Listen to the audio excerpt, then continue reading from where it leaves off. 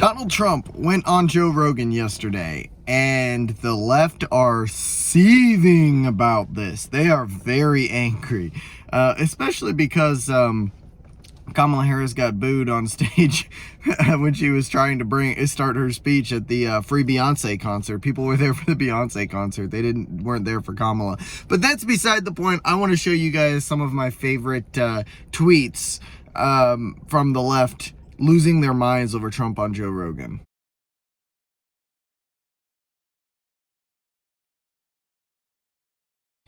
That's Kyle Kulinski from Secular Talk. Now, Kyle has been a political commentator on YouTube for quite some time, and he is a long-term sufferer of Trump derangement syndrome. Out here screaming that it's the stupidest thing he's ever seen. Does he give an example or a reason? No, not really. He just wants to say it because it needs to be said. He doesn't really have much else to say about it. Now, here's a nice little person who wasn't able to watch more than 15 minutes.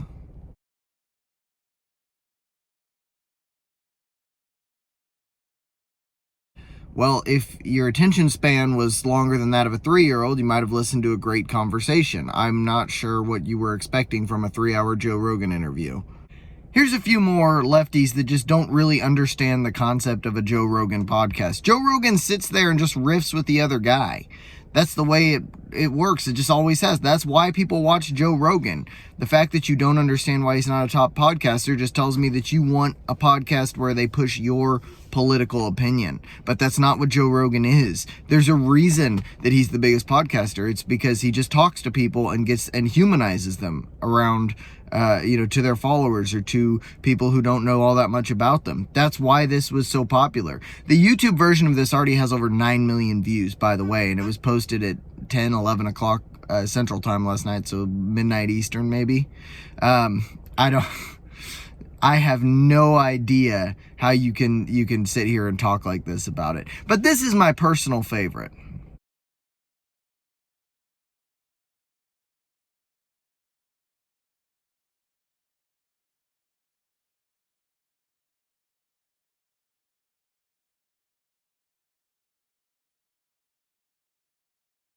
This guy claiming that Trump got all the questions beforehand, which I don't even know if it's possible with how they went from topic to topic, just talking, just kind of shooting the wind there together. Take a look at this.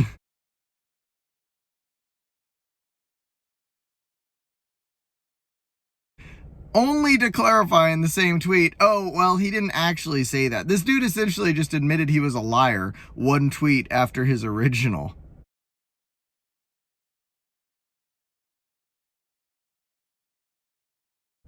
This is very amusing, and they're very angry about this.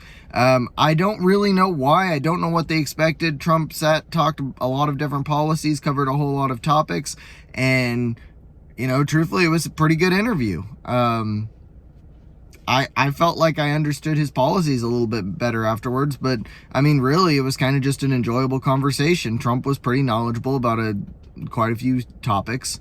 The one thing that they're running out to attack him on is that he talked about President Lincoln being sad because his son Tad died. Tad died 6 years after Lincoln did. Trump got the name wrong. He was talking about Lincoln's son Willie, who died while they were in the White House.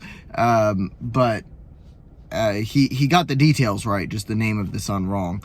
And so they're running out and attacking him and calling him senile because of that, which, my mom had 11 kids and they were her own children. She couldn't remember our names sometimes. So I forgive Donald Trump for forgetting that it was Willie, not Tad, that died during the time in the White House. And I guarantee you, by the way, the people that are criticizing him for that had to go Google it to see if they could find something, like desperately trying to find something to attack him on. He didn't really get all that.